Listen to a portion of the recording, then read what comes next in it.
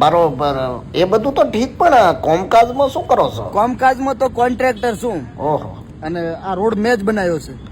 આ રોડ પણ આ તો એક તૂટેલો લાગે છે, આ કેમ? એટલે હાલમાં શું છે કે આમાં કોમકાજ ચાલે છે. આ રોડ તોડીને એમાં પોણીની લાઈન નાખવાની છે, એટલે ફરીથી નવી બનાવવામાં આવશે. એટલે ફરી આપણે એકાદ વર્ષ તો કોન્ટ્રાક્ટ ચાલ્યું જ જશે.